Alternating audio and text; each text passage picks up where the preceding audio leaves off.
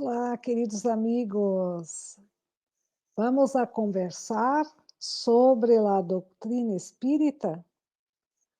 Hay mucho que hablar, ¿verdad? Mucho que hablar. En este encuentro, me gustaría conversar sobre el Kardec espanhol.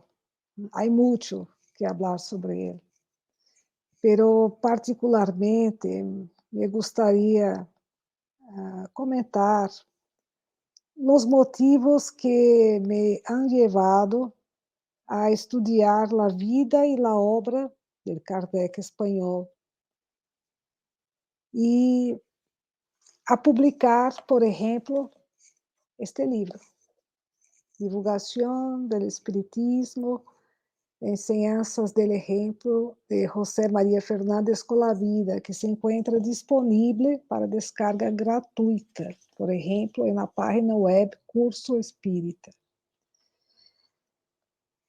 Bien, el Kardec espanhol. ¿Quién es el Kardec espanhol? Vamos a resumir de una manera muy sencilla, ¿no?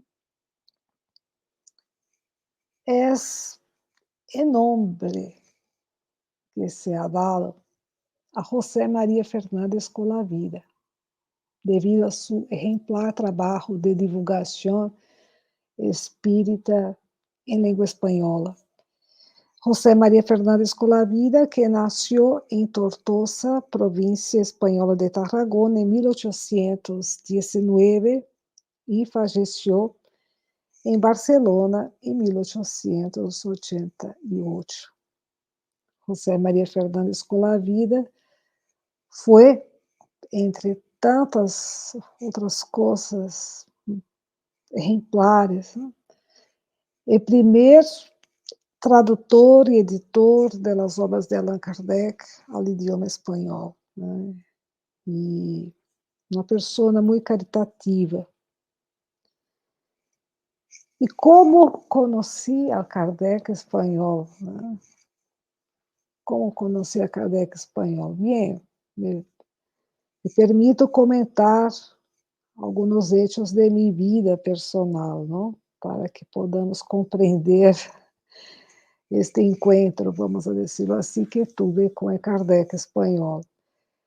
Eu havia vivido em Montevideo, Uruguai, né?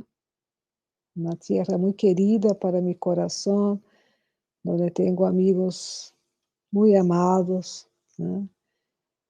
Les saludo a todos, meus queridos amigos de Uruguai. Bien, me havia mudado para Quito, Equador, en el año 2007, com minha família, por motivo de trabalho. Também envio um grande saludo a los amigos de Equador. Né? Pero quando cheguei a Quito, não conhecia a nadie. Né? Não havia grupo espírita em Quito. Era todo muito diferente para mim, um grande desafio, não? De adaptação. E minha hija, que já tinha alguns problemas de saúde, passou a ter outros mais delicados, e eu tive que deixar meu trabalho profissional para cuidar a minha hija, em uma licença não remunerada. Né? Foram tempos desafiantes para mim. Né? E para contar-lhes um pouquinho, não, como era, onde eu estava, assim, eu vivia em um departamento, já se chama departamento, em outros países apartamento, em um edifício ubicado em uma montanha alta, uma montanha andina, né? E de frente para essa montanha estava o vulcão Pichincha, né? Eu estava assim em Los Andes, que me encanta. E tão alto, que quando o sol se ponia, né, as nuvens bajavam e eu veia desde minha ventana as nuvens abaixo, né. Era um lugar muito silencioso que a vezes me dava uma sensação de aislamento. Então, eu me perguntava: "Que eu vou fazer acá no campo doutrinário?". E era uma época na qual a internet não estava tão desarrollada como agora, que podemos conversar. E bem, que fazer, no campo doutrinário? Então, que eu hice? Eu desejava conhecer pouco mais, Equador, sua história e ver, que hechos haviam passado naquele país relacionados com a doutrina espírita. Então, eu comecei a buscar informações sobre a história do espiritismo em Equador. E então, eu tomei conhecimento de alguns hechos que chamaram muito minha atenção, né? Em 1871, eu estava em Milão em 2007. Em 1871, o presidente equatoriano se chamava Gabriel García Moreno. E este presidente, os amigos equatorianos lo sabem bem, não? Mantinha uma estreita aliança com a Igreja. E uma das principais consequências dessa aliança foi a repressão contra a liberdade de consciência. Para que tenhamos uma ideia, a Constituição equatoriana de 1869, conhecida como Carta Negra, determinava que o catolicismo era a religião oficial do país, com exclusão de qualquer outra. O primeiro dever de todos os equatorianos, o primeiro dever consistia em respeitar a religião do Estado, es decir, o catolicismo e as autoridades. E o primeiro requisito para ser cidadão equatoriano era professar o catolicismo. Entre outros textos legais desse período, contrários à liberdade de consciência, o Código Penal de 1871 estabelecia a pena de muerte para autoridades públicas que intentaram abolir ou variar em Equador a religião católica. E, no caso de não ser autoridade pública, a pena era prisão. Para que tenhamos uma ideia, se alguém celebrara actos públicos de um culto que não fuera el católico, era castigado com prisão. E concluída esta condena, com destierro. Bem, nós sabemos que o espiritismo não é uma religião no sentido tradicional, é uma filosofia com consequências morais, uma ciência, pero a pesar de isso, a intolerância no Equador naqueles tempos se volviu em contra do espiritismo e de los espíritas que havia. Então, impressionante, para que eu pudesse compreender o que eu estava encontrando quando me mudei a Quito, não? A história do país.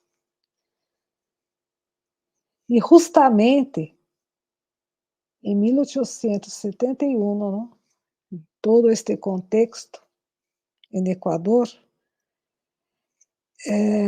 havia um espanhol, havia um espanhol, eu não sabia todavia quem era esse espanhol, que mantinha correspondência com o espírita de Guayaquil. Guayaquil é uma cidade na costa equatoriana. Eu estava em la montanha, em los Andes, né? Então, este espanhol mantinha correspondência com o espírita de Guayaquil em 1871.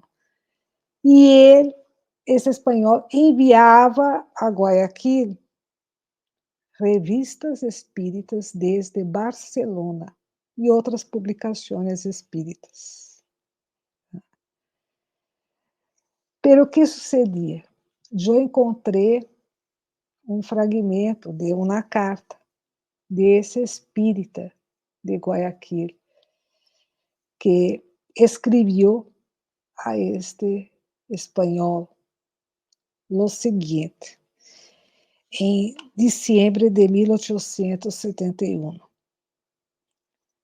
Mire a carta, né, desse espírito de Guayaquil para que tenhamos uma situação de lo que sucedia, né? Como era o trabalho espírita naquele entonces, né? Le suplico encarecidamente que não nos mande nada por la mala, ni por el correo, pues el gobierno de esta república ha ordenado que los empleados de la administración de correos, los de aduana y todos los demás estén en observación para confiscar los periódicos o cualquier otro documento y libros a fim de entregarlos a las llamas. Então, se chegara algum periódico, algum livro espírita em Guayaquil, naquele entonces, era confiscado para ser queimado, né? Situação grave. E esse espírita de Guayaquil suplicava, né, encarecidamente a esse espanhol de Barcelona que não enviara nada, né? Bien. Quem era esse espanhol de Barcelona? Que enviava a revista espírita, enviava outras publicações espíritas para Guayaquil. José María Fernández Colavida, de Kardec espanhol. O primeiro editor e tradutor das obras de Allan Kardec ao espanhol. E grande divulgador da doutrina espírita em espanhol. Bien, a receber esta carta del espírita de Guayaquil, como reaccionou o Kardec espanhol em Barcelona, né? Ele, isso depois podemos comentar em outras conversações que podemos manter e está também no livro, né? E Kardec espanhol já tinha muita experiência, já havia sofrido muitos ataques, muitas persecuções, grandíssimas persecuções. Hoje em dia falamos de cancelação, vamos a dizer assim, né? Que Kardec espanhol já havia sofrido grandes intentos de cancelação naquele entonces. Então, era uma pessoa com muita experiência e com um compromisso sincero de entrega à doutrina espírita, né? Para a divulgação da doutrina espírita. Então, ele comentou, né, Kardec espanhol, que as ideias não se queimam, nem se confiscam, né? Outra coisa mais que ele dijo foi que o caminho de destruir o espiritismo é outro, e os vamos a dizer, né? Predicar outras crenças, né, que consuelem mais a los afligidos e que satisfagam mais a las lógicas exigências da razão humana.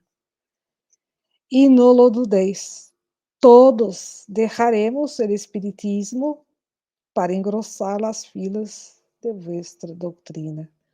Mientras así no lo hagáis, vuestras ridículas persecuciones, em vez de dañarnos, nos favorecem. Né? Então, não tuvo medo, não tuvo dúvidas em nenhum momento. E sabia que essas persecuções não acabariam com a doutrina espírita, porque as ideias não se queimam. E seguiu enviando obras espíritas para Guayaquil, no Equador. Né? E em julho de 1872, esse mesmo espírita de Guayaquil enviou outra carta a Fernández Colavida, que revelava o agravamento de la intolerância em Equador. Né? Em resumo, não vou ler todo o que ele escreveu, né? Isso também está no livro que publicamos, mas em resumo, que dijo ele? Né? Ele dijo que, además de que as publicações espíritas seriam queimadas, a persona para quem essas publicações chegaram, né, destinatário em Guayaquil, seria juzgado como contrabandista. Né? E ele disse também que há muita persecução de parte do governo e do clero contra a doutrina. E disse mais: corremos muito risco, né, os espíritas em Equador naquele entonces. E revela o seguinte: quem sabe se pronto tendré que deixar este país e estabelecer-me en el Perú para sustraer-me a los vejámenes. Vuelvo a encargar-lhe que não nos mande nenhum impresso, porque será queimado, e nosotros juzgados como criminales por uma nova lei especial. Né? Que situação impressionante, né? Ler esses testemunhos, né? de as grandes dificuldades que os espíritas enfrentavam. Né? E qual foi a reação de Fernández Colavida ante o incremento da persecução ao espiritismo e a los espíritas no Equador? Né? E disse o seguinte: diremos solamente estas palavras de los hechos de los apóstoles. Nos metais com esses homens, porque se este consejo ou esta obra viniera de los hombres, se desvanecerá. Mas, se viene de Deus, não la podreis deshacer. Né? Interessante, né? Toda uma situação de persecução, o presidente Garcia Moreno, todo-poderoso, em Equador, os espíritas em Guayaquil pensando em ir para Peru para não sofrer essas persecuções, implorando para que não lhes enviaram livros espíritas, né? Uma situação muito difícil, né? E que sucede 3 anos depois, em 1875, né? Solamente 3 anos depois que Fernández Colavida havia recordado essas palavras de los hechos de los apóstolos, o presidente equatoriano Gabriel García Moreno foi vítima de um assassinato. Todo-poderoso foi vítima de um assassinato delante do Palácio de Governo de Carondelet, em Quito. As pessoas que conhecem Quito pueden ir y comprobar eso, ¿no? Que en el lugar del crimen, delante del Palacio del Carondelet, hay una placa que hace alusión a ese suceso, né, terrível, né. Então, vemos assim, né, que parece que a situação é tão grave que não há como cambiá-la, né. Nos sentimos impotentes e parece que há pessoas tão poderosas, pero o poder verdadeiro viene de Deus. E 3 anos depois, muita coisa ha cambiado, né, em razão dessa situação trágica de la muerte del presidente Gabriel García Moreno. Bueno, entonces, delante de esos hechos, né, que vinieron a mi conocimiento, eu pensei, vai ser difícil, né, o trabalho doutrinário em Equador, né. E, por outro lado, me chamou muito a atenção, o exemplo de esse espanhol de Barcelona, né, José María Fernández Colavida, essa firmeza, esse destemor, essa determinação, essa entrega, né, de enviar livros espíritas, aunque hubiera esse grande risco de que os livros foram queimados, né, para que estes livros tuvieran alguma oportunidade de chegar a manos que los necessitavam. Então, por um lado, vemos as dificuldades que parecem imensas, né? Por outro lado, essa determinação de Fernando Escolavida. Então, eu poderia elegir, né? Ou estar aí, há muitas dificuldades, então não tenho o que fazer, ou mirar hacia o outro lado e buscar, né, forças, inspiração no exemplo de Fernando Escolavida. E eu, apesar de mis grandes limitações, de mis debilidades, eu busquei conhecer mais sobre Fernando Escolavida e, a partir disso, fortalecer-me para hacer o trabalho doutrinário dentro de mis possibilidades, né. Então, que hice, né, nessa situação em Quito, né, problema de saúde de minha hija, isolamento, né, completo, evocando, mirava, evocando, as nuvens por la noite, silêncio, né. Eu empecé, né, dedicando-me a escrever livros doutrinários. Eu todavia não havia publicado nenhum livro. E comecei a estudar mais a doutrina, a escrever livros, aí concluí o livro sobre os passes, que é o primeiro livro que publiquei, né. Depois, comecei com um pequeno grupo espírita, um grupo de estudos espíritas, com pessoas muito dedicadas, interessadas em conhecer a doutrina espírita, né. Segui publicando, publiquei livro Oratória à Luz do Espiritismo, comecei a conhecer espíritas de outros lugares, de Guayaquil, né, queridos amigos de Guayaquil, amigos de outros países, de la região, né.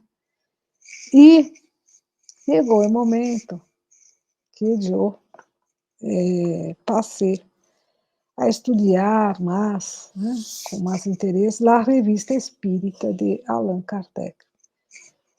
E vi que, naquele entonces, né, havia muito poucos textos de la Revista Espírita traduzidos ao espanhol.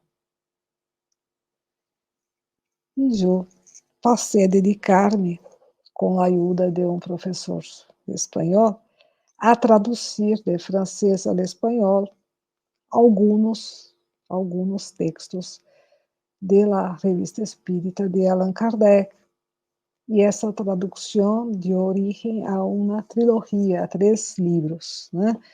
Um desses livros existe, né? Da Revista Espírita, Periódico de Estudos Psicológicos, 1862-1865, coleção de textos de Allan Kardec, que também estão disponíveis para descarga gratuita em internet.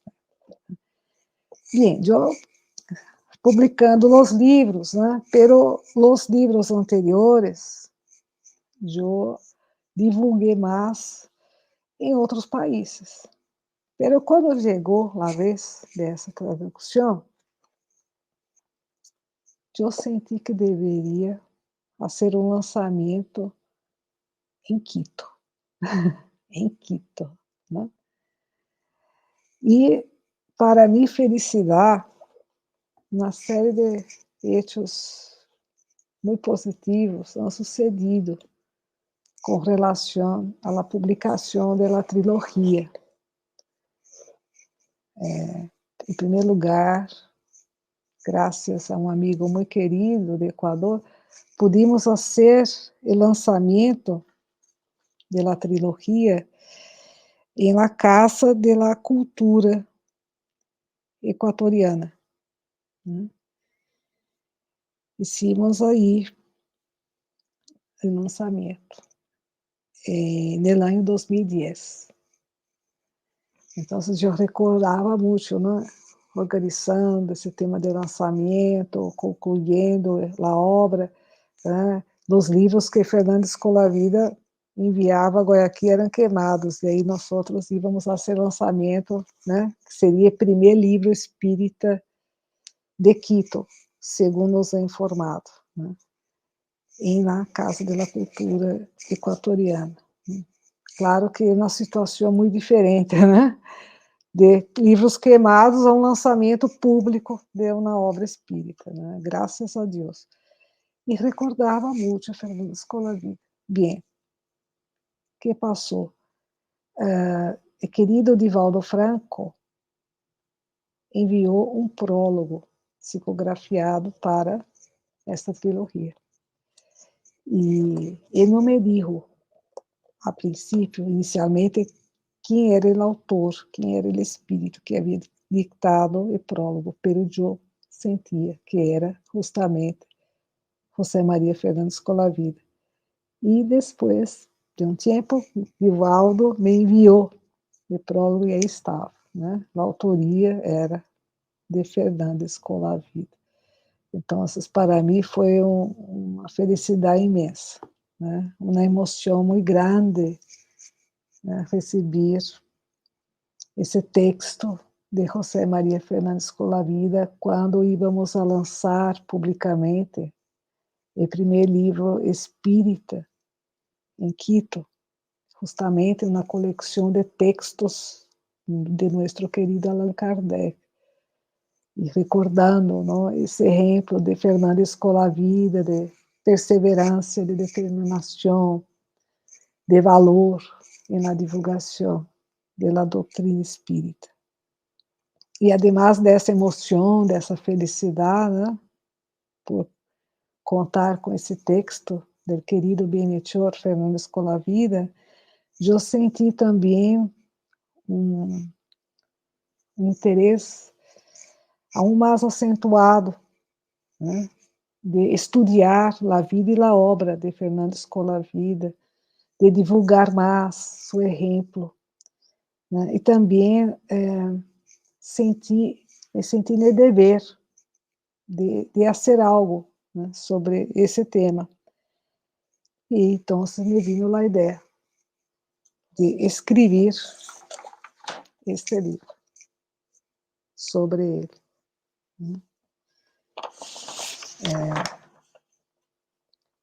E bem, e que passou? Eu não vou contar toda a história para não tomar tanto tempo, né? Da história de este livro. Eu me mudei de volta a Montevideo por motivo de trabalho, né? Saí de Quito a Montevideo. E em Montevideo, eu redactei este livro. e lo concluyo. E foi divulgado no Congresso Espírita Sudamericano, realizado em Assunção, Paraguai, este livro, sobre José María Fernández Colavida. Pero eu tenho muito que aprender, que descobrir sobre José María Fernández Colavida. Então, se alguém tem alguma informação, algum material sobre ele, por favor, não dude em enviar-me-lo, né? Pode manter contato em la direção de correio eletrônico libroespírita1857@gmail.com, né? Porque eu sigo investigando sobre a vida e a obra de José María Fernández Colavida. Eu teria muito que dizer, né, sobre o exemplo de José María Fernández Colavida, né? Sempre lo he recordado, sobretudo nos momentos difíceis, lo he recordado muito, né? Esse estudo que he hecho sobre a vida e a obra de Kardec espanhol me ha ajudado de uma maneira impressionante a lidiar com os desafios de la tarea espírita, sobretudo no campo da divulgação doutrinária. E uma das coisas, não, que mais me han chamado a atenção, né, na vida e na obra de José María Fernández Colavida é que ele nunca esperou por facilidades para realizar o trabalho de divulgação doutrinária. Às vezes podemos esperar, eu quero, quando todo esteja bem em minha vida, quando eu tenha todas as condições, quando seja assim, seja de outra maneira, melhor e tal, então me vou dedicar à divulgação da doutrina, não?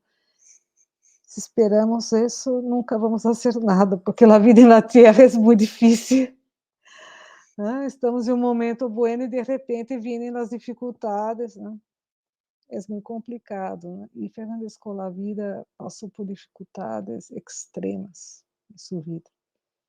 E ele sempre perseverou na divulgação da doutrina espírita. Por exemplo, 2 guerras civis, né? Várias muertes em sua família, grandes dificuldades financeiras, problemas de saúde, epidemia, né? É só para dar alguns exemplos, né? Sempre trabalhando. Además das grandes persecuções, né? Impressionantes, como o Auto de Fe de Barcelona. Então, Fernández Colavida me ha enseñado a ver em los desafios las oportunidades de trabalho doutrinário, né? Então, em Quito, a situação era complexa. Não me estou queixando, né? Porque justamente era um terreno muito fértil para a doutrina espírita, e sigue sendo um terreno muito fértil, onde encontrei pessoas excelentes para este trabalho doutrinário, né? A quienes admiro profundamente que siguen trabalhando na doutrina espírita em Equador. Equador é um país muito querido para meu coração. Os amigos espirituais lo sabem muito bem. Eu sempre sou muito agradecida a Equador, a los amigos de Equador, a los bienhechores de Equador. Então, assim, parecia tão difícil quando cheguei ao Equador, pero foi um lugar onde pude trabalhar muito na doutrina. Talvez um dos países onde mais he trabalhado na doutrina, grupo espírita, viagens doutrinários, vários livros, né, etc. Né? Então, as dificuldades são, em realidade, oportunidades. Fernández Colavida nos mostra isso. Nós devemos descobrir este lado das dificuldades, né? São estímulos para que nosotros podamos desarrollar potencialidades. Porque às vezes estamos muito cômodos em uma situação, né? E hacemos aquele trabalho espírita rutinário, todos os dias a mesma coisa, algo parecido, né? Uma rotina. E de repente viene uma dificuldade, uma situação complexa.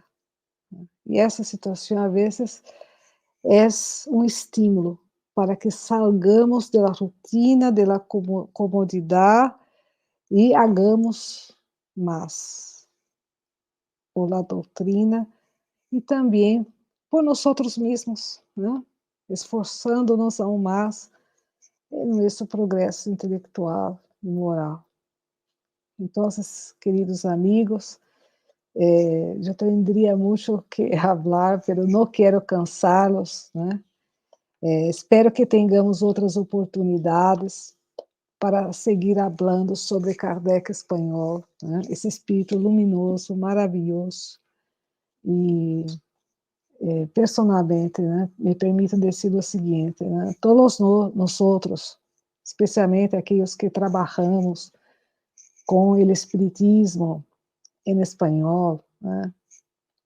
É muito importante que busquemos conectar-nos com esses espíritas pioneiros, desencarnados, que han lutado tanto, que han sofrido tanto e que han hecho tanto por a doutrina espírita, né? Espíritas que a vezes não deixaram seus nomes registrados na história, ou a vezes encontramos muito pouca informação sobre isso.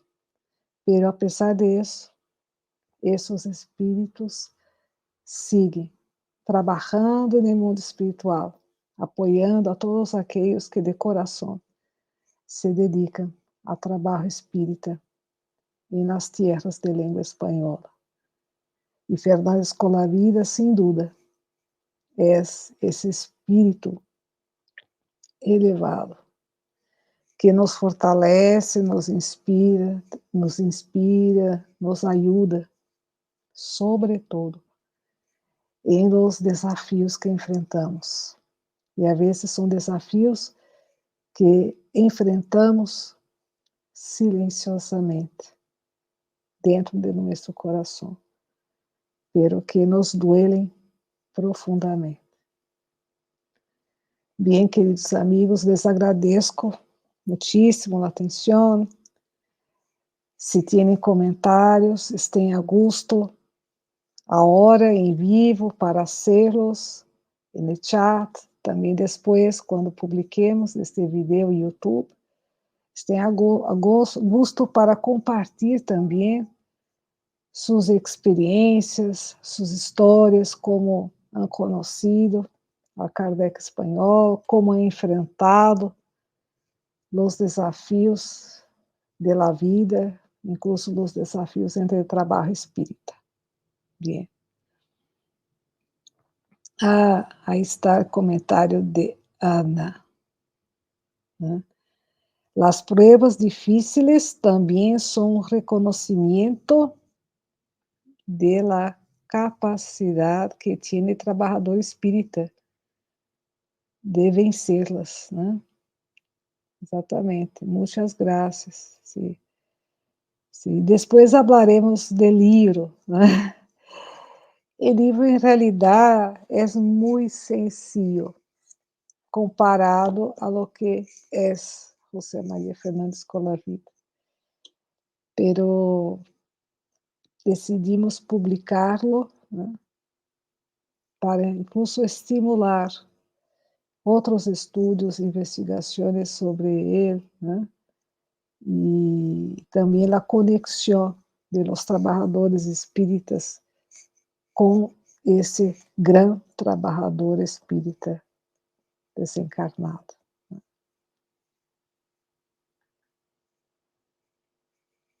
Bien, les agradeço imensamente e vamos aí tentar o próximo martes